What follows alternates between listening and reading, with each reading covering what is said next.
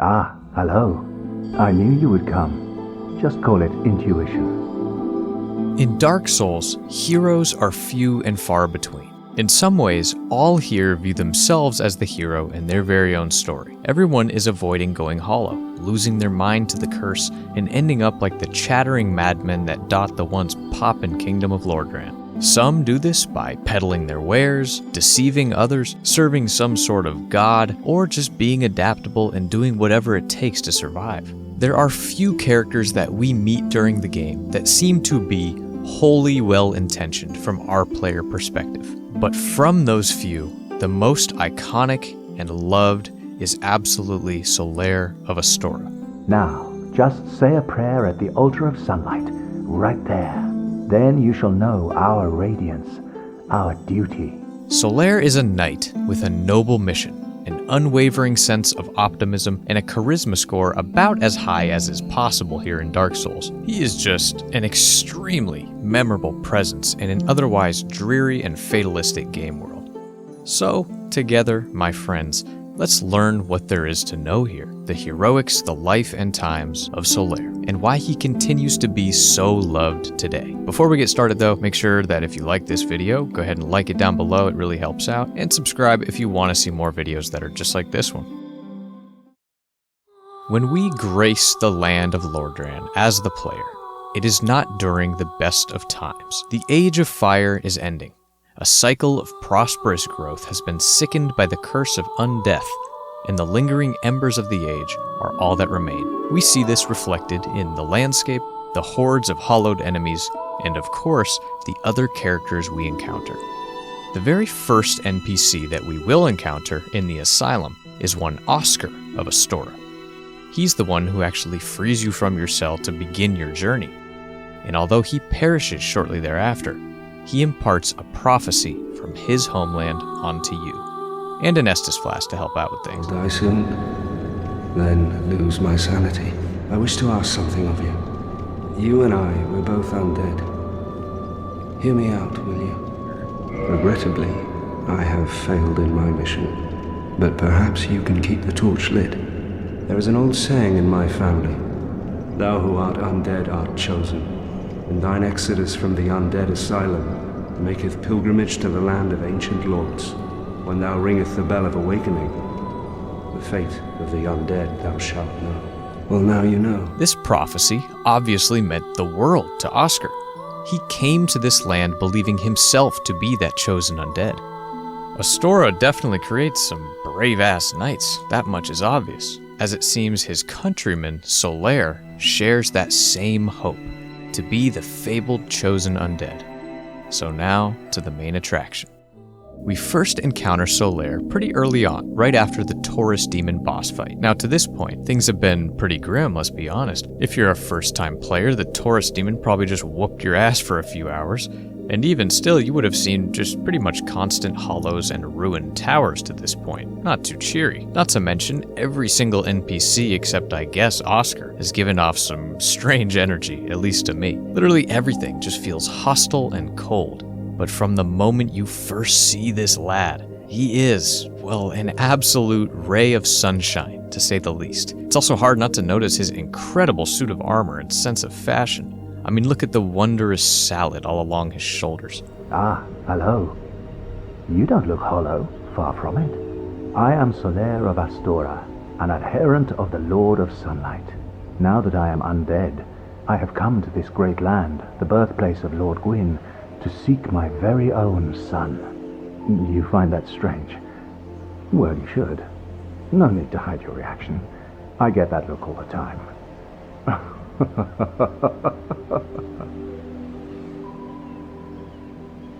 Oh, aha. So I didn't scare you. I have a proposition, if you have a moment. The way I see it, our fates appear to be intertwined. In a land brimming with hollows, could that really be mere chance? So what do you say? Why not help one another on this lonely journey? This pleases me greatly. Well then, take this.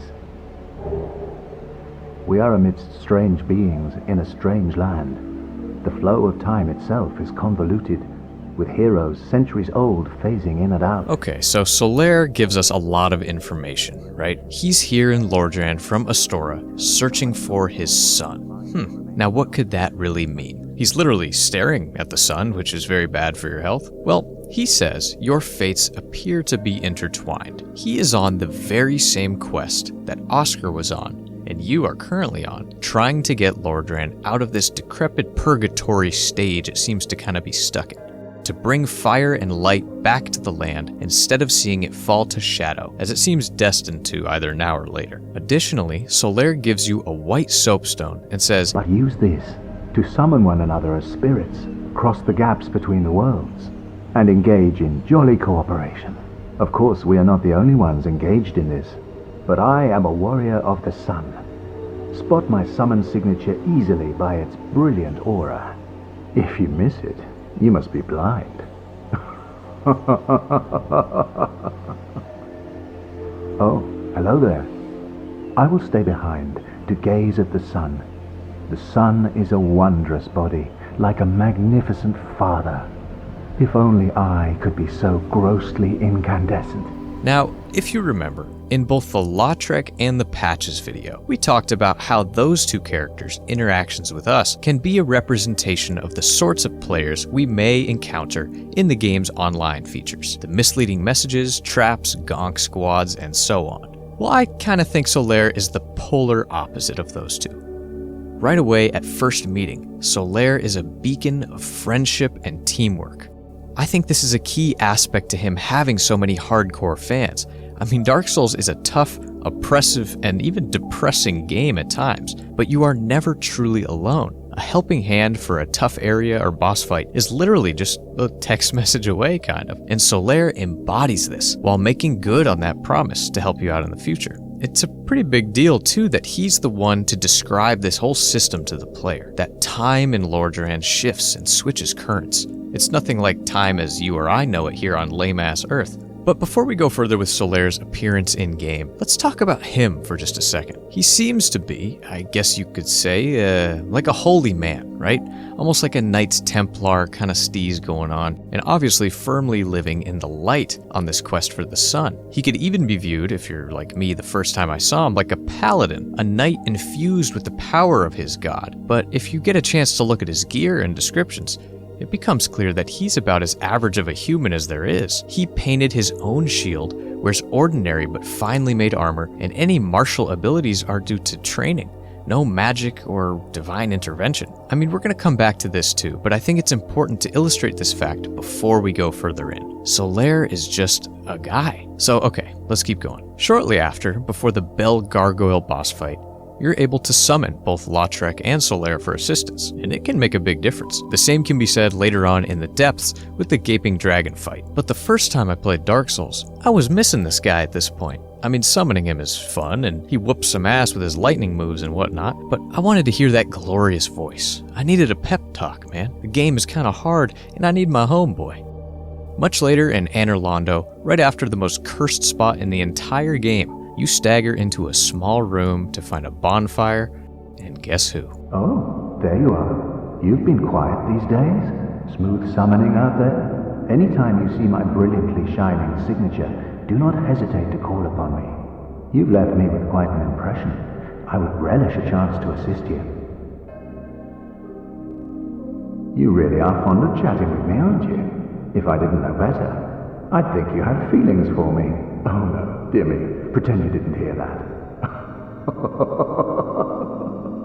Well, yes, I do have feelings for you, actually. But, I mean, what a sight to behold after braving the stupid-ass archers. It seems to me that Solaire shows up when I need him most, be it as a summon or as a fellow undead just traversing the landscape. So for him, the hunt for his son continues on, and his spirits remain high as of now. He even lets that sense of humor and resilience really show. God, I love this man. He can be summoned again right there for perhaps the most difficult fight in the game, Drake and Josh, another boss where his presence can really make the difference for a struggling or new player. What jolly cooperation, baby.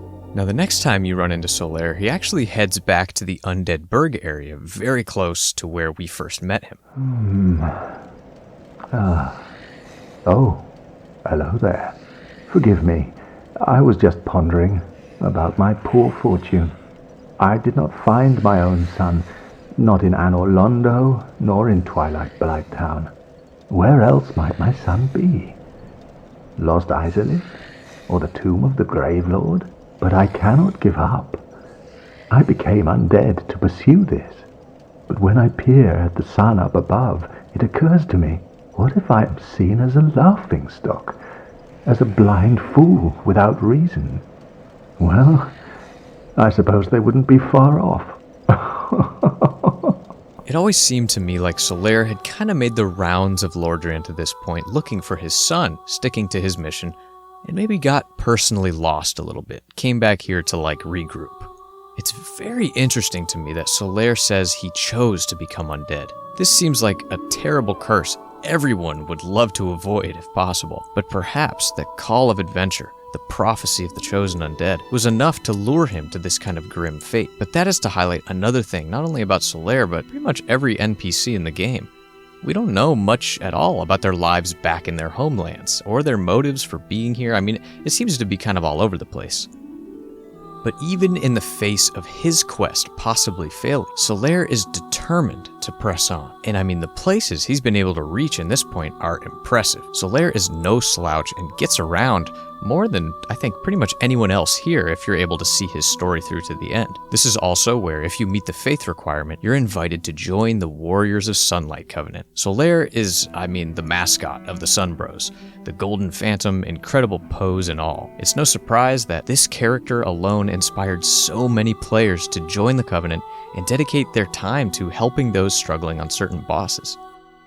So before we continue on to the next stage of his story, I want to address what might be wiggling around in your head at this point. Is Solaire really a hero?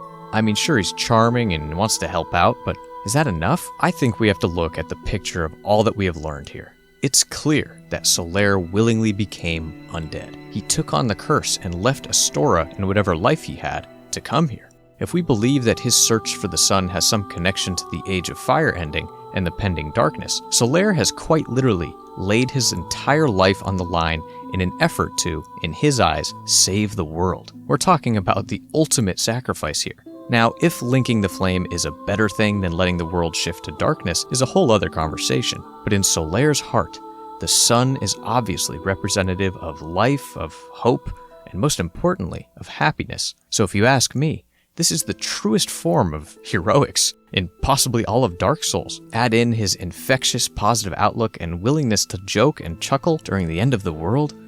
Solaire's my hero, dude, that's for sure. So onwards we go, and Solaire mentioned he wanted to possibly check out Lost Izalith, a pretty dangerous and dark place. No sun down there. But when you yourself make it down there, Solaire's available for the boss fight that I always forget exists in Dark Souls 1 actually, the Centipede Demon. And shortly after, we can find him again, having a bit of a hard time. Why? After all this searching, I still cannot find it. If life in Lordran is a constant fight against hollowing, purpose is everything. For Solaire, his purpose is obvious. He has his goal, and he's extremely determined. But guess what? Like we learned earlier, he is only human. So often in fantasy settings, there is a character amongst the cast that best illustrates the mind of man, the good and bad of human nature. I think this kind of archetype in Dark Souls is spread amongst the cast instead. All of these characters embody some aspect of the human condition. Solaire can be considered, of course, the representation of drive, determination, and looking on the bright side, but in the truest reflection of human nature, Solaire can easily lose himself. He isn't perfect. He's just one of us, doing his goddamn best. So sadly, he is beginning to unravel. His son, especially here, is nowhere to be found. If this sun is actually referring to the kiln of the first flame in Gwyn, or just a symbol for him to keep his mind fixed to avoid hollowing, who knows for sure, but I seem to lean toward it being more literal. And this is where, if you progress onwards, Solaire will fully lose himself. In the dark pits of Lost Izalith, Solaire would have wandered into a small den of sunlight maggots. These earned their name by the small glow they give off when worn as a crown. And here we see that Solaire believes he has found his son. I have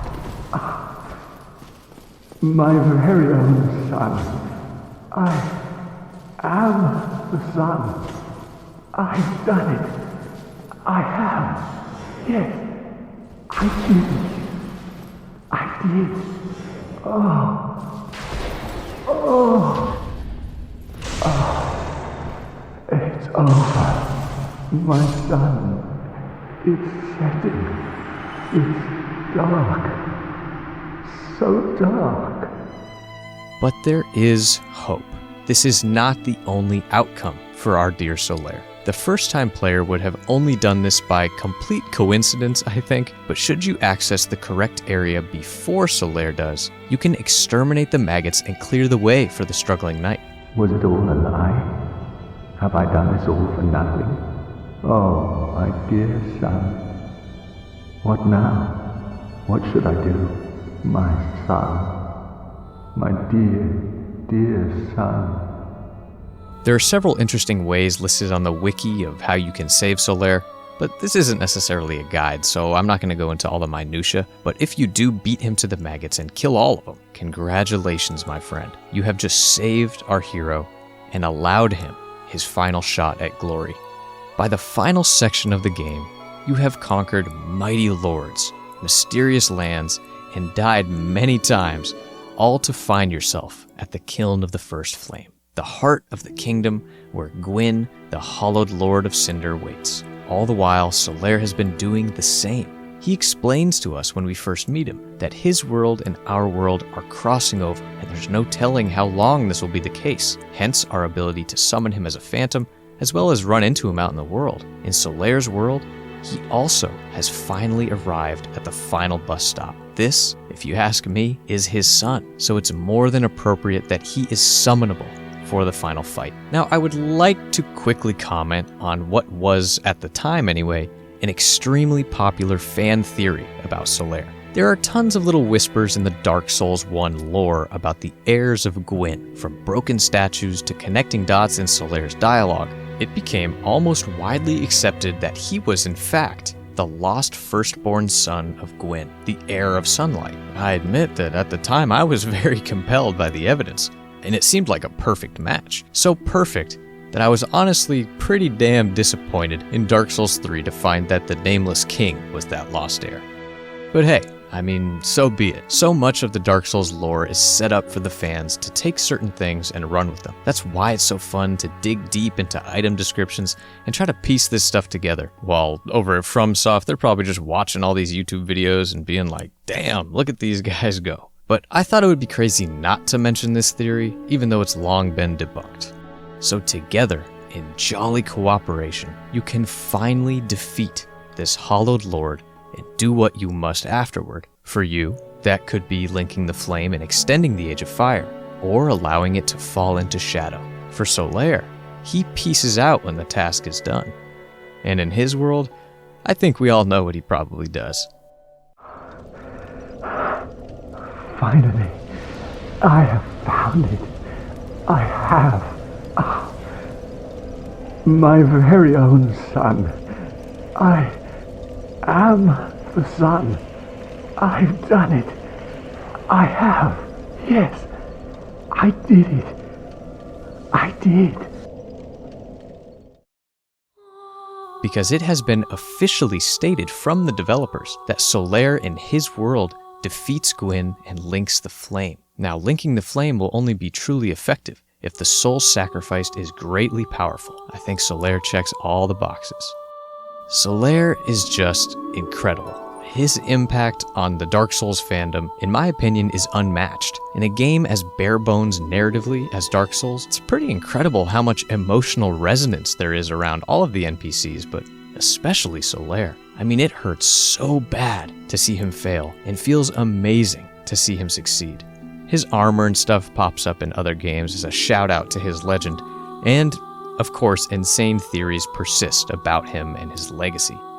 Solaire of Astora represents the best of us. Driven, humorous, heroic, positive, full of love, selfless, and incandescent, but he's also still one of us. Though he possesses admirable traits and is a fierce warrior, we could all do with a little help along the way, a little jolly cooperation. Thanks so much, everyone, for watching and listening to the end. As always, it means the world to me. This video was made because you all chose it, and I would love to create polls just like that in the future, so let me know down below some ideas to stick in those polls, because you might see something you suggested end up on the channel. Shout out to my patrons, as always, and I will see you all very soon. Until next time, peace.